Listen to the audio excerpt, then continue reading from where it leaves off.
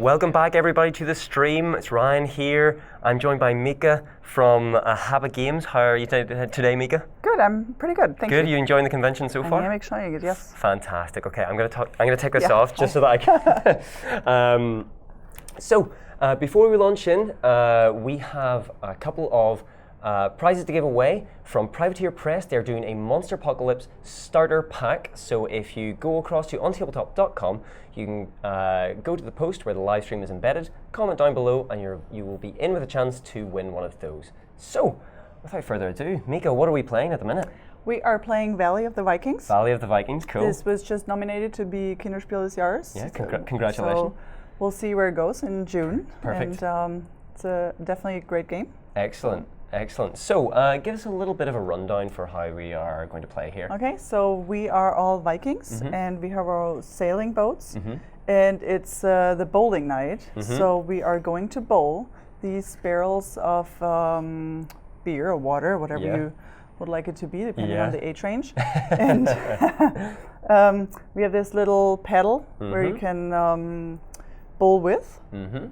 And when it's my turn, I'm going to bowl the cannonball towards the barrels. And then we distribute these Vikings. They are walking on this path. And the goal is to reach as many golden coins as possible into your boat. Yeah.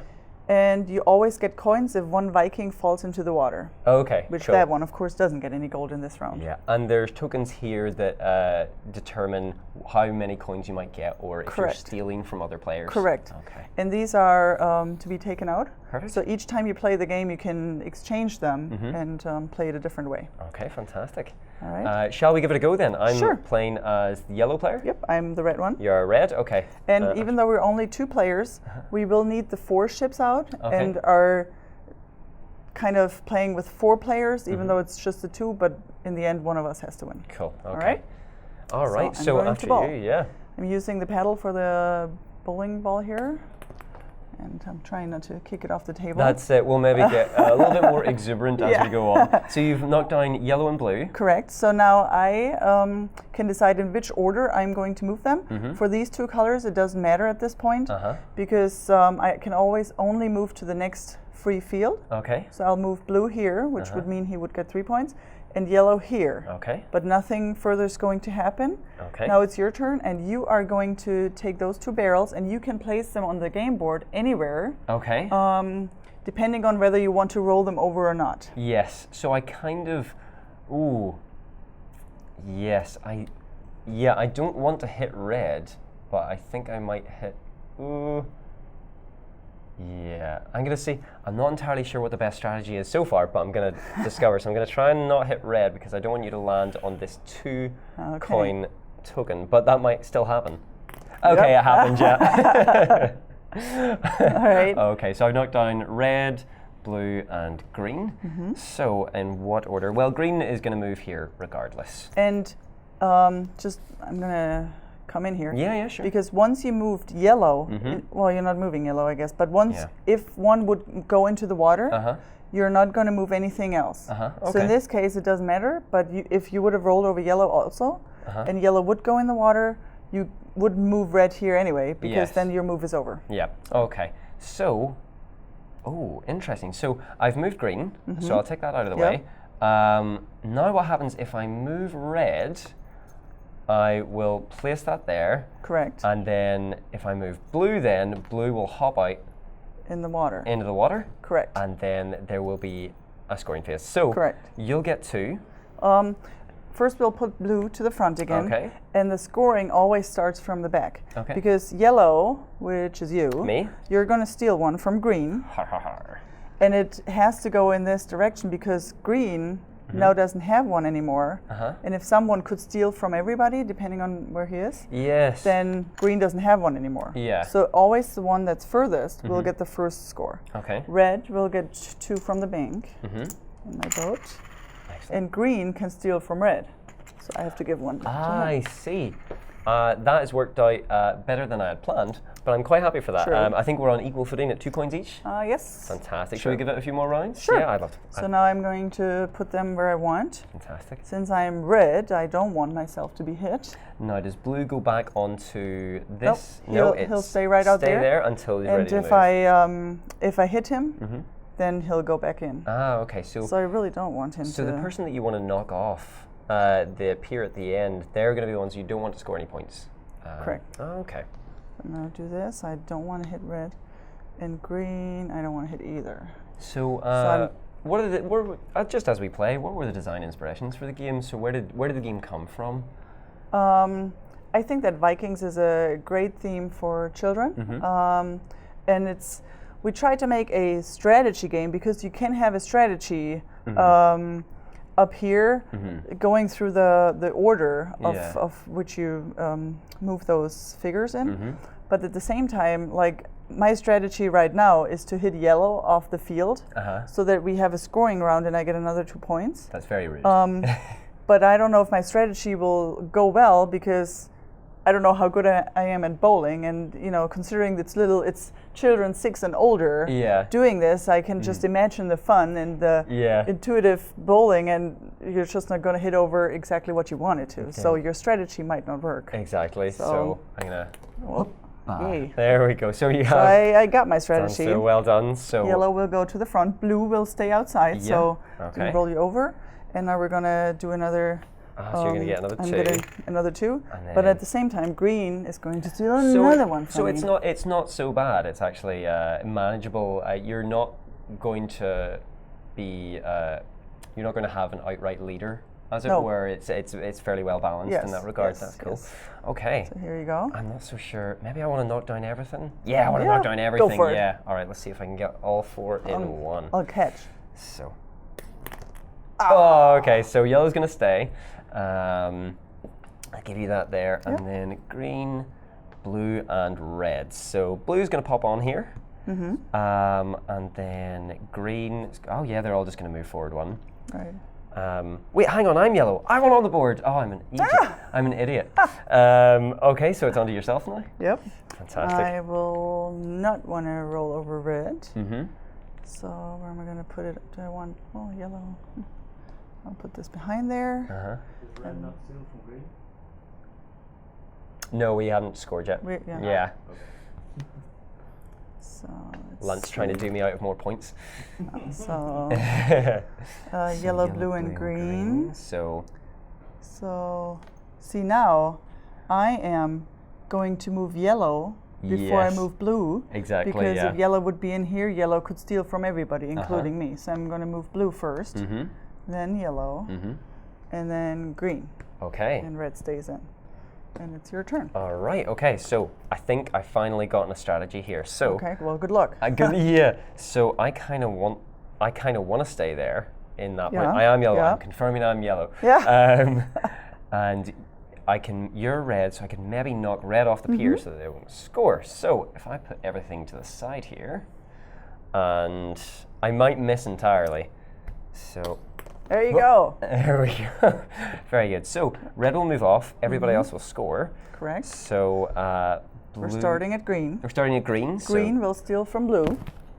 So there's one left here. Okay. Blue will get one from the bank.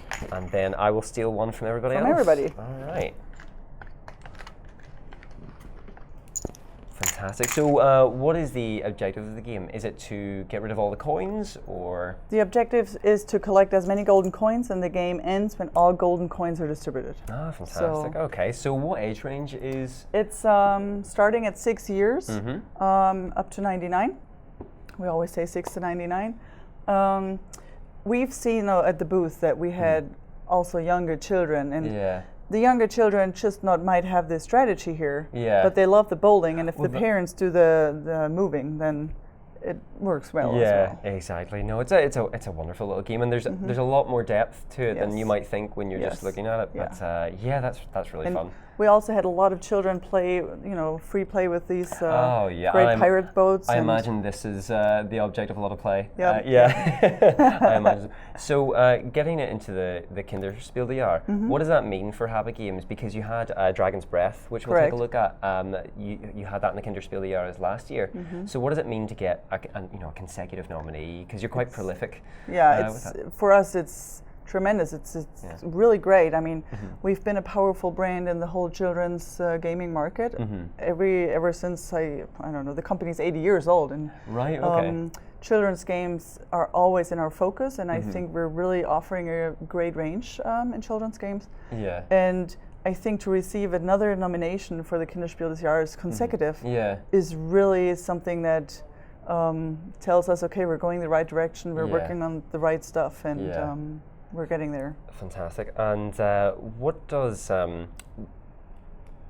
what does it mean to design for kids in comparison to designing for adults? Because the HABA Games is so directed towards designing for kids. Is there a different approach that you might take? Are you always trying to look through the lens of what it means to be a child and looking at different components in bowling? And there's one of a frog. The frog climbing. Yes, the frog climbing one. Castle climbing frog. It's castle climbing frog, and it's such an interesting way to balance the ball and the string and the components. Like, where do you start when you're designing something like that for kids? So we, our designers, work very closely with kindergartens and nurseries, and they always also read the curriculums of what children are doing. They're watching closely those children. We have our own nursery within the company for employees. Okay. So they tend to sit there quite a bit and just watch children of what they're doing, because children are really learning the world perfectly. So you just have to give them some, well, you really don't have to give them something, but if you want to give them something,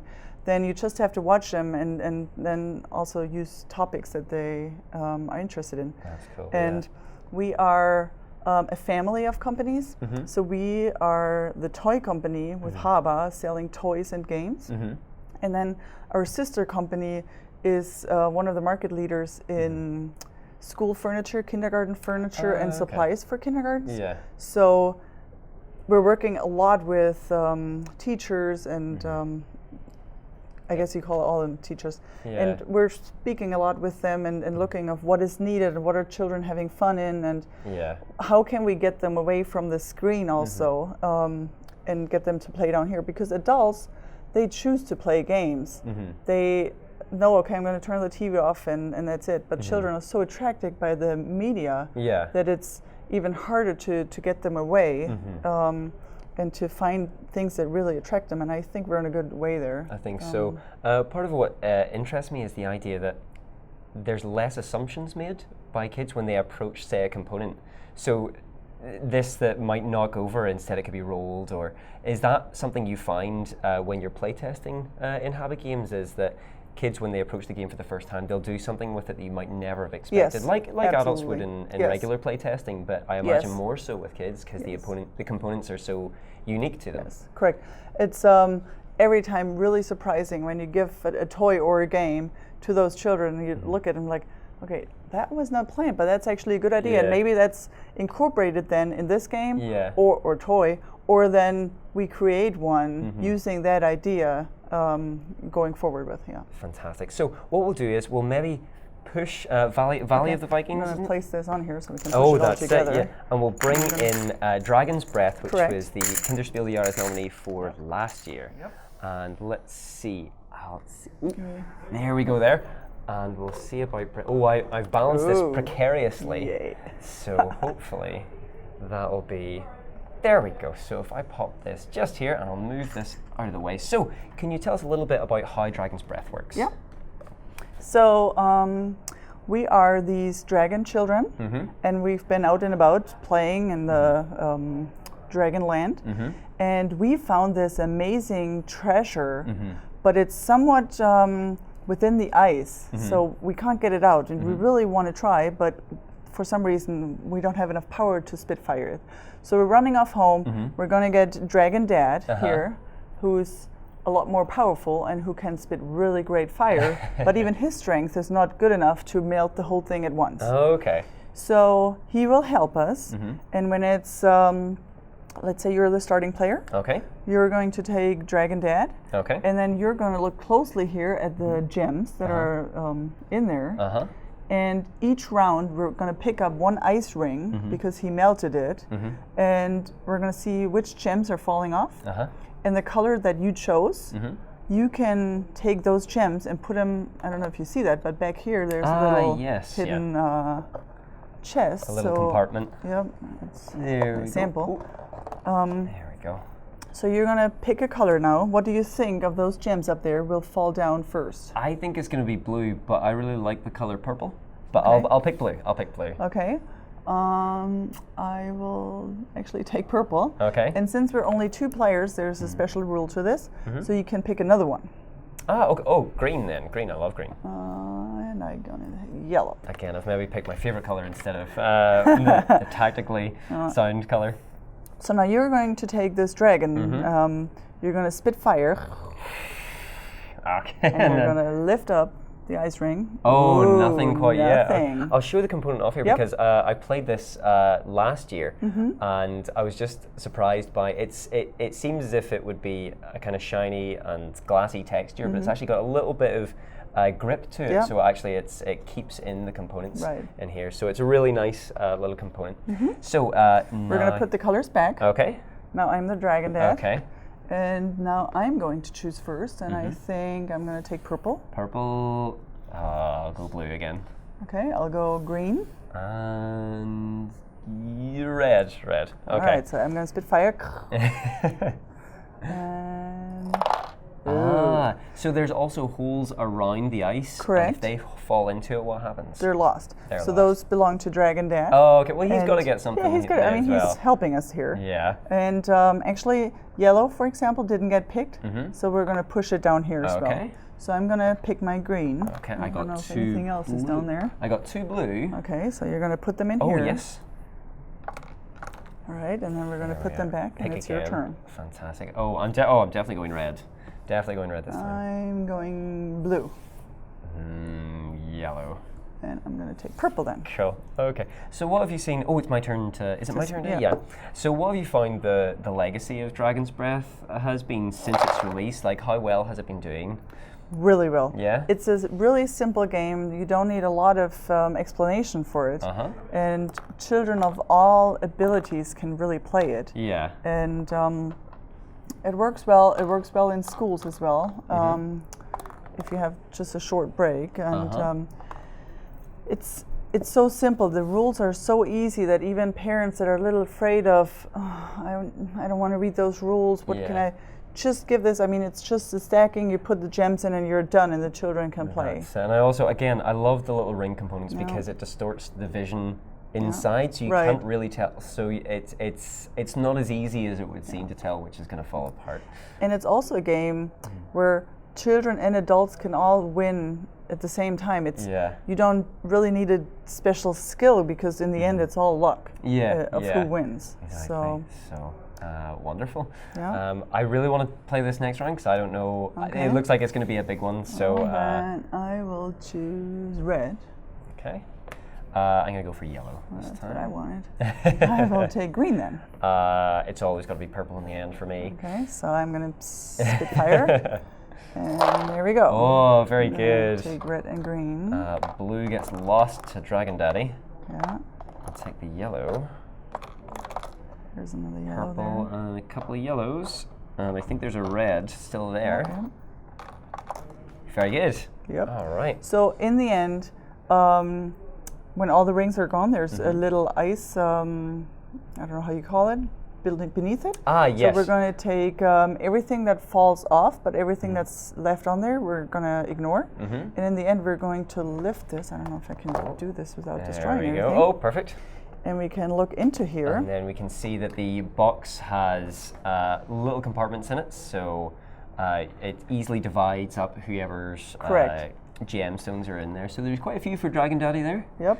and we would take them out and either count them if the children can count already, or you can put them down in a row and see whoever has the longest row wins. I see. Is that something you found when you were playtesting it with the kids, that is actually sometimes easier for them and more accessible for them to compare the lengths? For example, we have a train game. It's fairly fast, where we also it depends on who has the longest train in the end, and rather than placing the trains next to each other because it's somewhat hard to move them, it's all separate pieces, we put a measuring tape in the game which looks like a railroad track. And so the children can measure it and then measure the next one and see whoever has the most. And that is not a game itself, but it's something for the children that is so exciting in the end to have this measuring tape and put it there and learn how to use real life tools. Fantastic, fantastic. Okay, I hope we have time for one more game because I really want to see what let's do Snail Sprint then. Snail Sprint is. So I believe one of my colleagues has already got this for his kids,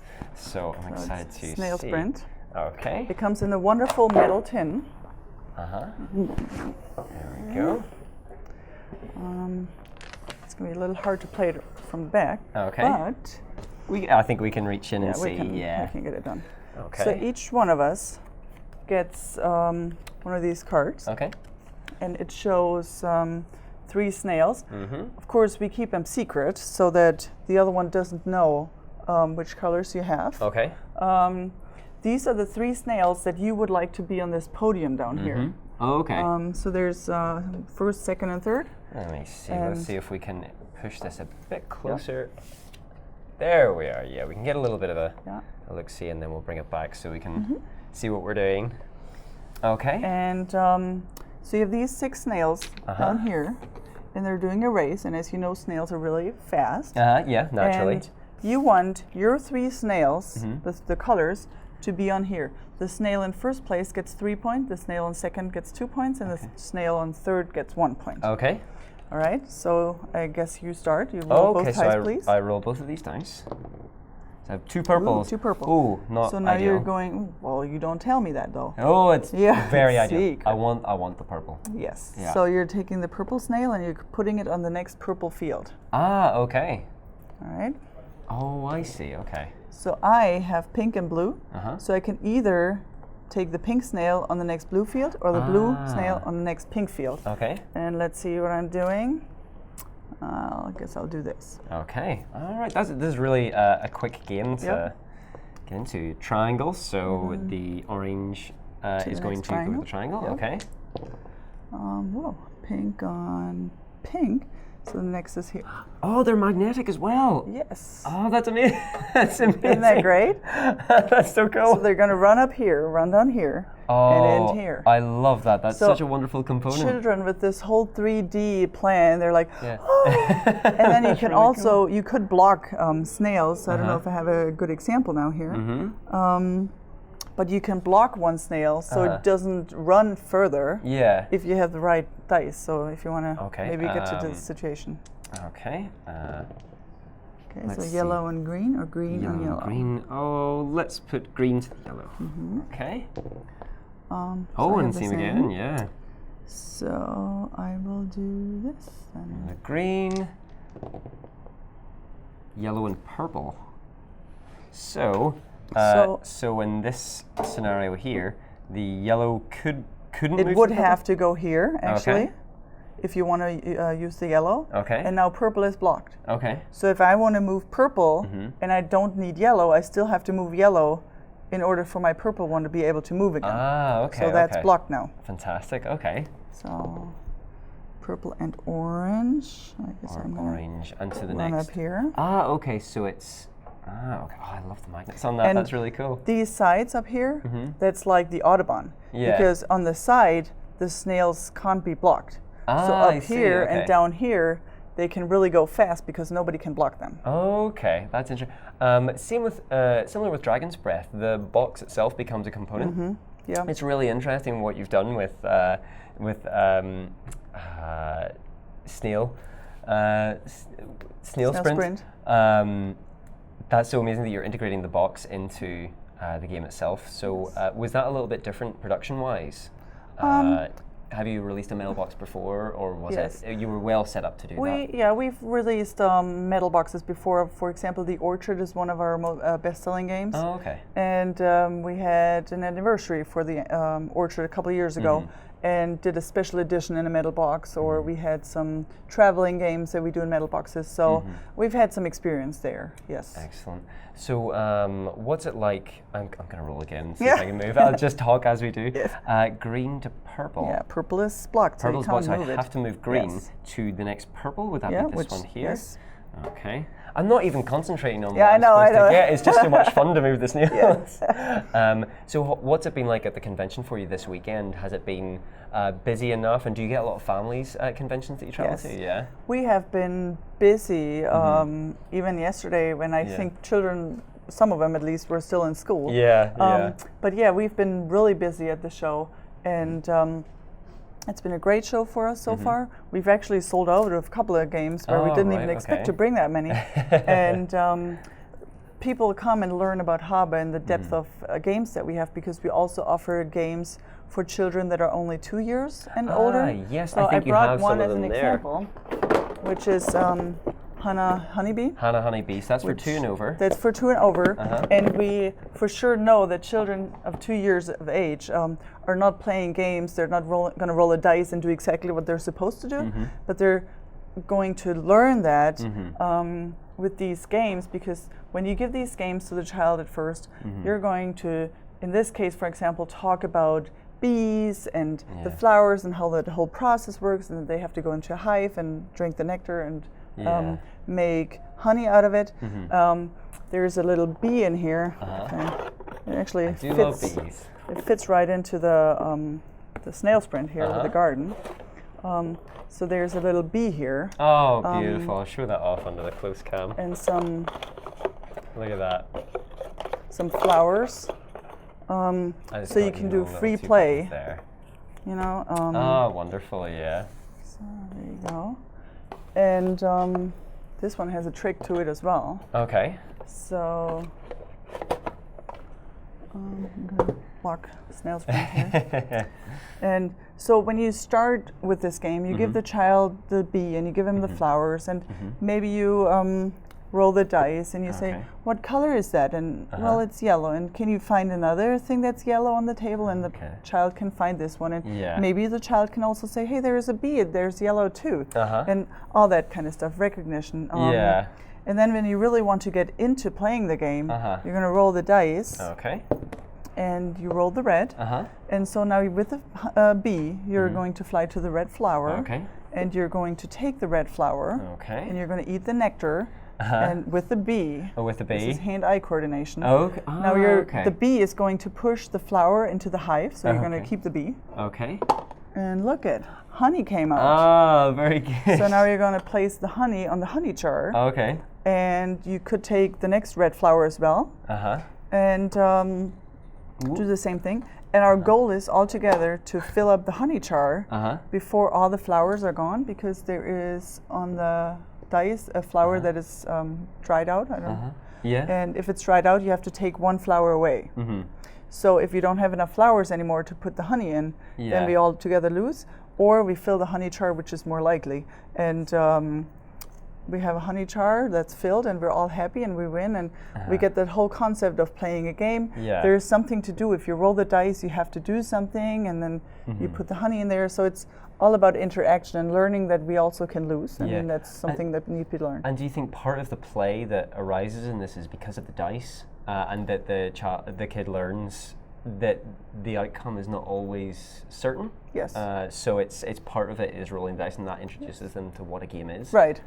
That's and awesome. I mean, it says 2+, but you can play them with older ones. So a 2-year-old that just turned 2 will probably just fly around with the bee. Or we have the orchard where you have the apples and pears, where you can just do some color recognition or cook an apple soup or whatever. And then when you have the feeling that your child can really get into this, you take the dice and you say, you know what, we can do something else with this product as well. It's a game. And then you roll the dice and introduce them to this whole board game world, and fantastic. it's a great start into the whole world of Brilliant. games. Brilliant. Mika, thank you so much for coming. These You're are just welcome. amazing games that you've brought for us. I believe you were potentially looking to give away a game? Sure, yes. What would it be that you would like to give away? I guess it would be here my little Rhino Hero Your cape. cape for Rhino So Hero? yeah, we would give away a Rhino Hero Super Battle. Fantastic, thank you very much. So, in the VOD that comes out after this live stream, guys, if you want to comment below, or when we publish this as a post on our website, on the live blog, comment down below for your chance to win Super Rhino Hero.